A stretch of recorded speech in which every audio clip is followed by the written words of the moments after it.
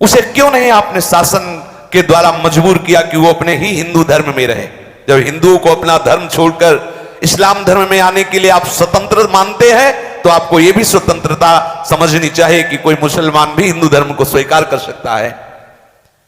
फिर आप मुझे कलमा पढ़ने के लिए क्यों मजबूर करते हैं? इनकी ये बात सुनते ही न्यायाधीश चुप हो गया, कोई उत्तर नहीं। गोराई काजी ने देखा यहां तो मामला बिल्कुल उल्टा हो रहा, बादशाह चुप हो रहा, फिर क्या होगा? वो जोर से बोला कि ये सब बातें हमें नहीं सुननी, हमें इनकी ये दलीलें सुननी नहीं है, इन्हें दंड देना है।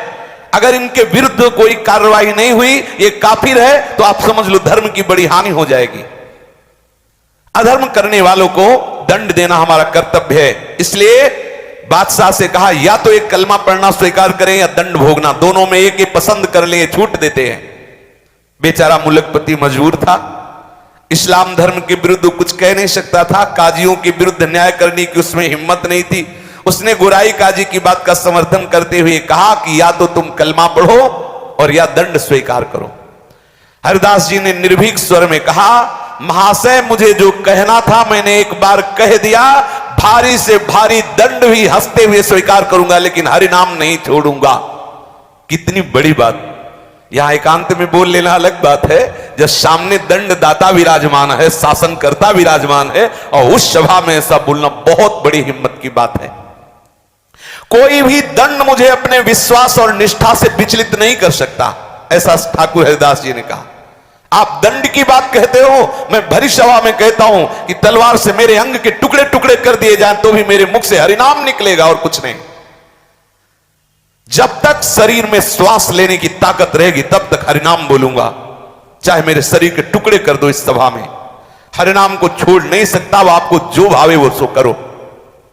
हरिदास जी के ऐसे निर्भीक उत्तर को सुनकर मुलकपति किंकर्तव्य विमूढ़ हो गया, वो कुछ सोच नहीं पा रहा था हरिदास जी को क्या दंड दें। उसने गोराई काजी की तरफ देखा, मुलकपति के भाव को समझकर गोराई काजी ने कहा, हुजूर जरूर दंड देना चाहिए, इसे माफ मत करना। यदि इसे दंड नहीं दिया गया तो मनमानी बहुत लोग करने लगेंगे और इस्लाम धर्म के अस्तित्व का ही भाव संकट में पड़ जाएगा। बादशाह ने कहा, मुझे तो नहीं सूझता कि इन्हें क्या दंड दे, तुम ही निश्चय करो इन्हें क्या दंड दिया जाए। गोराई काजी ने जोर देते हुए कहा, हुजूर ये पहला मामला है, इसे ऐसा दंड देना चाहिए कि समस्त हिंदुओं के कान खड़े हो जाएं। कोई भी हिंदू हमारे इस्लाम धर्म के विरुद्ध आचरण न करे, और जो इस्लाम धर्म अर्थात मुसलमान जन है वो भयभीत हो जाए कि कभी हिंदू धर्म को स्वीकार न करें। ऐसा कड़ा दंड दिया जाए, किसी की हिम्मत न पड़े। वैसे तो इसे प्राण दंड ही देना चाहिए, पर सीधे साधे प्राण दंड दे देना ये इसके पापों का प्रायश्चित नहीं होगा। गोराई काजी ने कहा, सोचो नाम जापक के लिए इसकी पीठ पर बेत और कोड़े बरसाते हुए 22 बाजारों में ले जाया जाए और इतना मारा जाए कि कोड़े और बेतों की मार पड़ते पड़ते मर जाए, ऐसा इसे दंड दिया जाए जिससे किसी की हिम्मत नहीं होगी इस्लाम धर्म के विरुद्ध बोलने की। बादशाह ने विवश होकर आज्ञा पास कर दी। जल्लादों को हुक्म हो गया, कोड़े और बेतों की वर्षा करते हुए 22 बाजारों में हरिदास जी को जान से मार दिया जाए।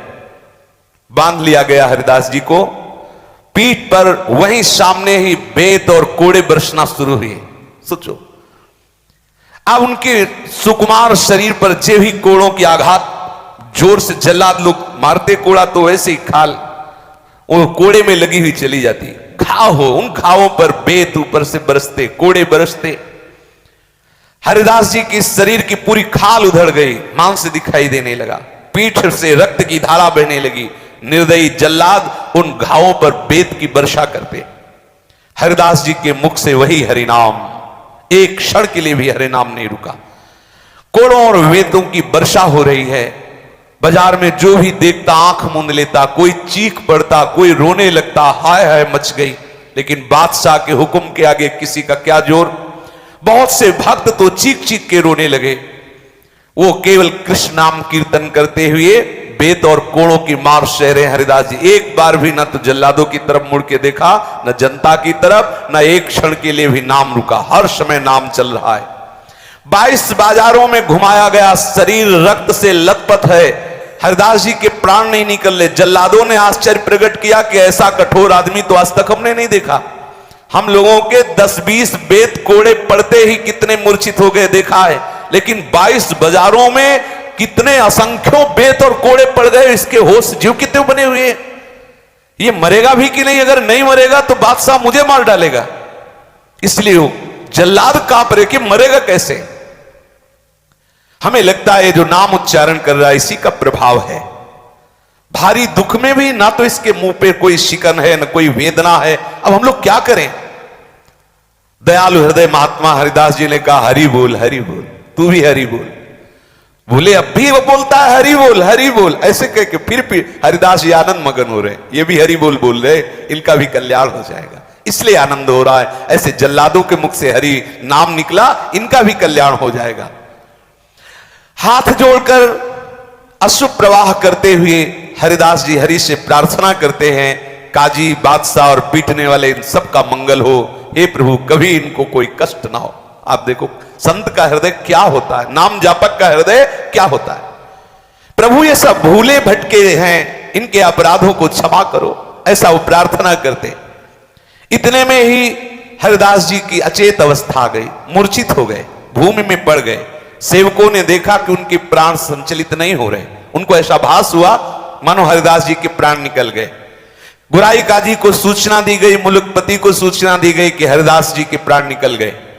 तो उन्होंने कहा ये काफिर है, इसको अगर जमीन में गाड़ दिया जाएगा तो स्वर्ग मिलेगा, इसलिए इसको काफिर को गंगा में फेंक दो, क्योंकि इस्लाम धर्म के अनुसार यदि जमीन में गाड़ा जाएगा तो इसे स्वर्ग मिलेगा।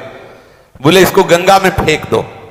गोराई काजी ने कहा कब्र में गड़वा देने से मुसलमानी धर्म के अनुसार स्वर्ग की प्राप्ति होती है, इसने मुसलमानी धर्म छोड़ दिया है, इसलिए इसे गंगा में फेंक दो। जल्लादों ने बादशाह की आज्ञा से हरिदास जी के शरीर को गंगा में फेंक दिया। गंगा माता का सुखद स्पर्श होते ही, शीतल जल स्पर्श होते ही हरिदास जी को चेतना आ गई, जागृत हो गई चेतना।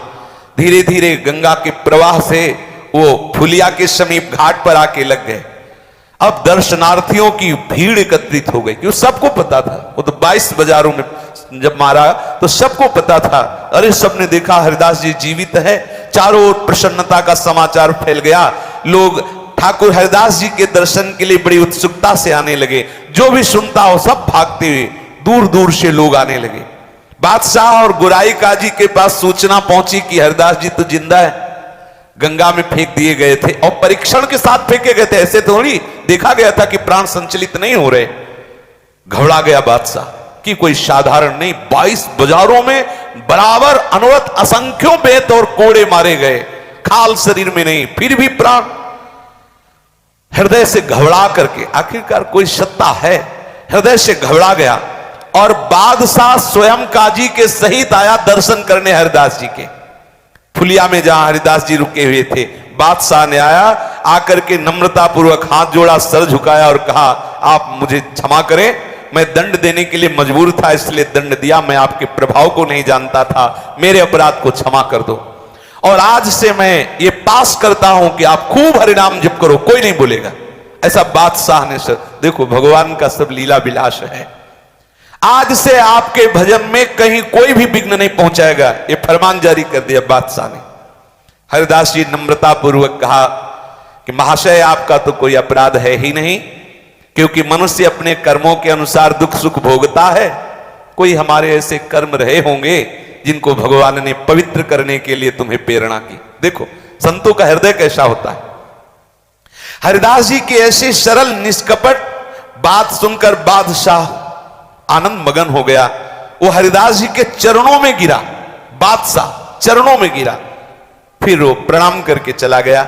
अब तो बड़े बड़े वैष्णव सब भाग भाग करके श्री हरिदास जी के समीप आए और दुख प्रकाशित करने लगे। कोई उनके घावों को देखकर फूट फूट कर रोने लगता। हरिदास जी ने उन वैष्णव जनों को समझाते हुए कहा, हे वैष्णव जन, आप सभी लोग भगवत प्रेमी हो, शास्त्र के मर्म को भली भांति जानते हो। बिना पूर्व कर्मों के दुख सुख की प्राप्ति नहीं होती। मैंने इसी जन्म में एक अपराध किया कि मैंने हरि नाम की निंदा सुनी। ये मुझे जो दंड मिला अच्छा मिला, क्योंकि इन कानों से मैंने हरि नाम की निंदा सुनी। यही बोल रहे थे काजी वगैरह, मैंने हरि नाम की निंदा सुनी। भगवान ने अच्छा किया, हरिनाम निंदा सुनने वाले शरीर को पिटवा दिया, अच्छा किया। मतलब संत का हृदय क्या होता है ये कोई समझ नहीं सकता। आप वैष्णवजन सब प्रसन्न रहो, मेरे शरीर को बिल्कुल कष्ट नहीं, आपको दिखाई देते हैं घाव, लेकिन सच्ची बताओ मुझे बहुत आनंद हो रहा है। हरिदास जी ने कहा जिस क्षण प्रभु का विस्मरण हो जाता है उस समय दुख होता है, यहां तो प्रतिपल प्रभु का स्मरण हो रहा है तो दुख कैसा। ये आपको दिखाई दे रहा है, शरीर में बड़े बड़े घाव दिखाई दे रहे हैं, लेकिन हृदय में मेरे बिल्कुल कष्ट नहीं है। इनके ऐसे उत्तर से सभी वैष्णवजन बड़े संतुष्ट हुए। हरिनाम कीर्तन करते हुए सब वैष्णवजन अपनी अपनी कुटिया को गए। श्री हरिदास जी भगवती भागीरथी के तट पर फुलिया ग्राम के समीप रहने लगे। वहां कौन सी कमी रह गई, जब बादशाह के चरणों में प्रणाम किया तो सोचो कौन सा वैभव उनके लिए दुर्लभ है जो भगवान के चरणों के आश्रित है। अब शांतिपुर से अद्वैताचार्य जी नित्य आते हरिदास जी के समीप। आचार्य ने पुत्र की भांति प्यार करते, अद्वैताचार्य जी पुत्र की तरह प्यार करते हो, ये उन्हें पिता से भी बढ़कर मानते।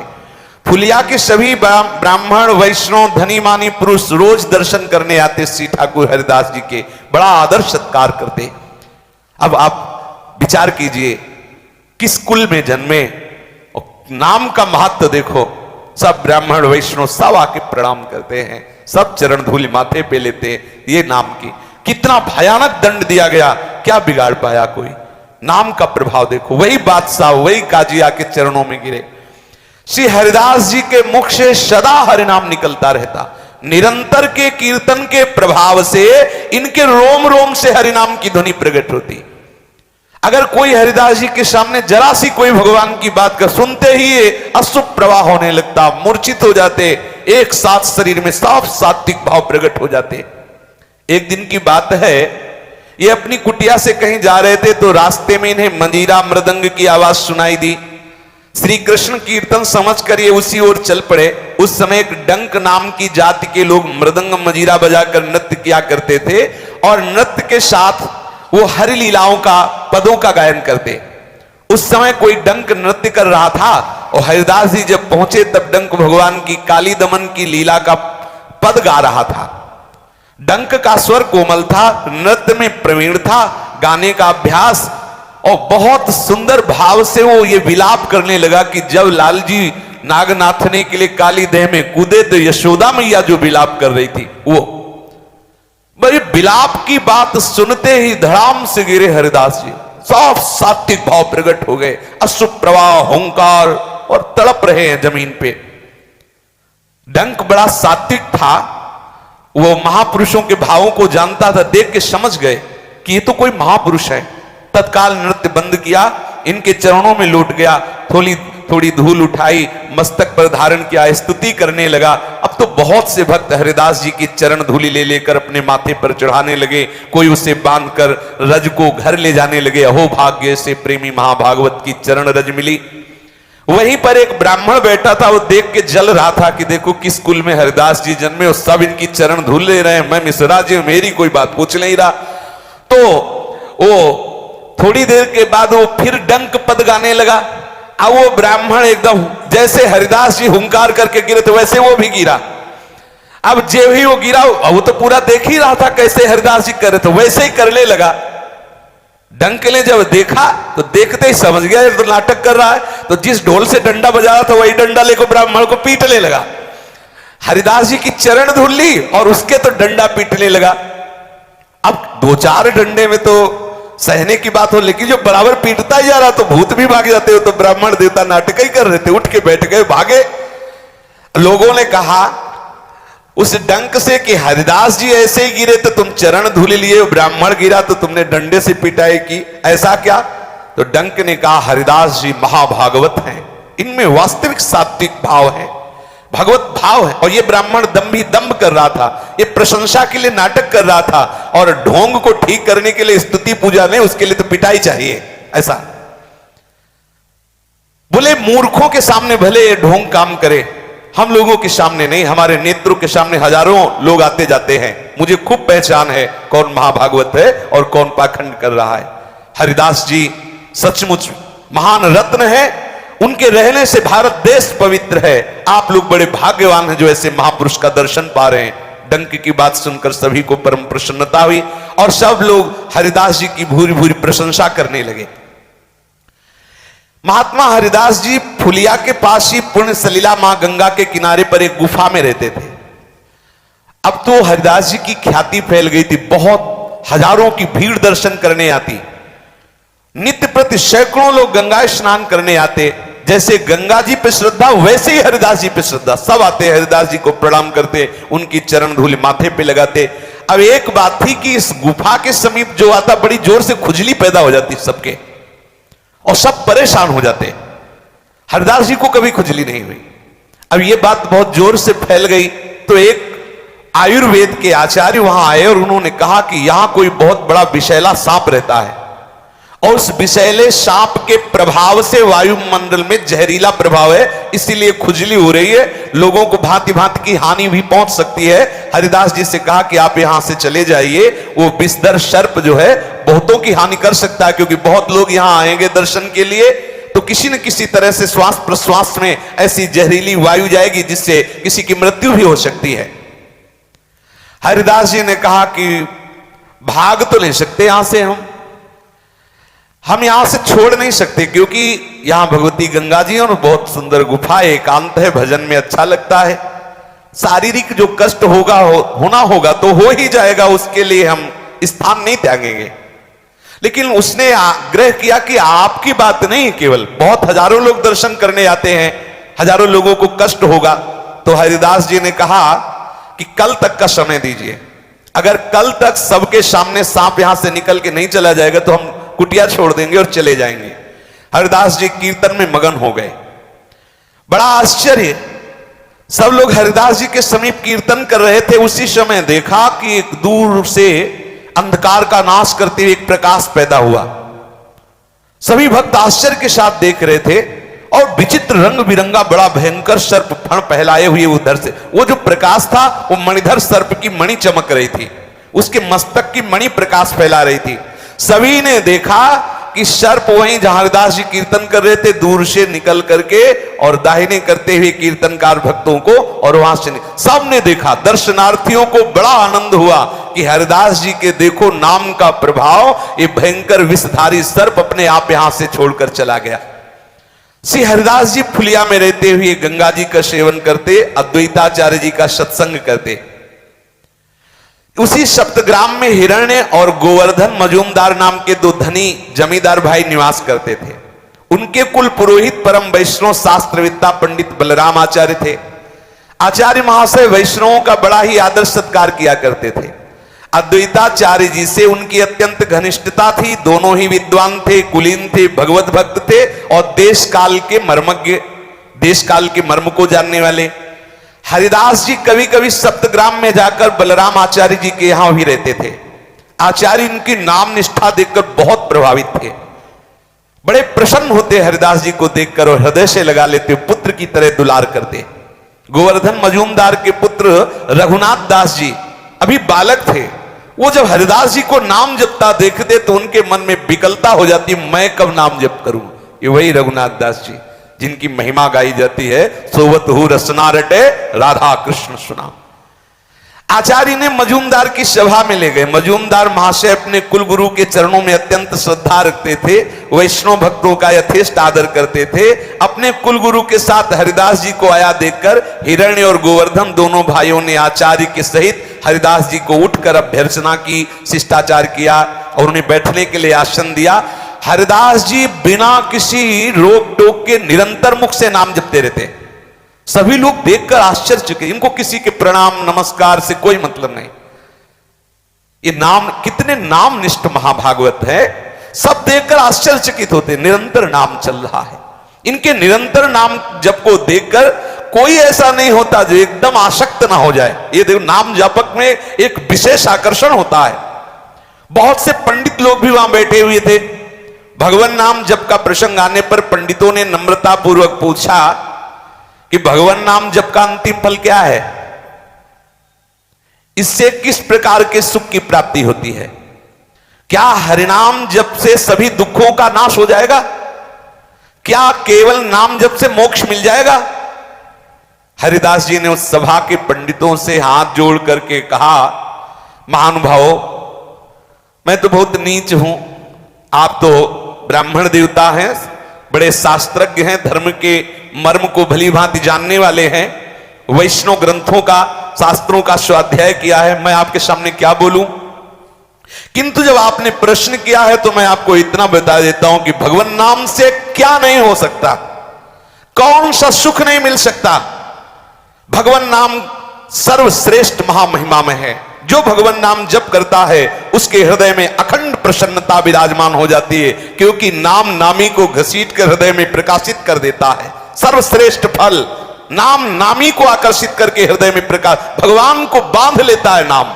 हृदय से कभी जा नहीं सकते जिसके हृदय में नाम चलता है। नाम जप करने वाला यदि मोक्ष चाहे तो मोक्ष मिल जाए, दुखों का अत्यंता भाव हो जाए, सगुण निर्गुण जो ज्ञान चाहे वो सब ज्ञान प्राप्त हो जाए। जिसका अंतिम ध्येय है नाम, क्या नहीं प्राप्त हो सकता। पंडितों की सभा में हरिदास जी ने कहा, कहीं भी रहे, कैसी भी परिस्थिति में रहे, किसी भी योनि में रहे, निरंतर भगवान नाम जो स्मरण कर रहा है, भगवान उससे कभी पृथक नहीं रह सकते। नाम जापक के साधक का अंतिम लक्ष्य है, भगवान नाम के साधक का साध्य भी साधन भी सब नाम ही है। नाम जापक का लक्ष्य नाम है, कभी नाम न छूटे। भगवान नाम से जो अन्य किसी फलों को चाहता है वो भी उसका रहस्य नहीं जान पाया नाम का। नाम का फल है नाम में प्रीति हो जाए, क्योंकि जिसे नाम में प्रीति है मोक्ष, प्रेम, भगवत प्राप्ति, तत्व ज्ञान, सगुण निर्गुण जो सब आ जाएगा हृदय में। यदि आप इसके सिवा और कुछ जानते हो तो बताएं। हरिदास जी ने कहा, इनकी ऐसी युक्तियुक्त सार गर्भित मधुर वाणी सुनकर सभी को प्रसन्नता हुई।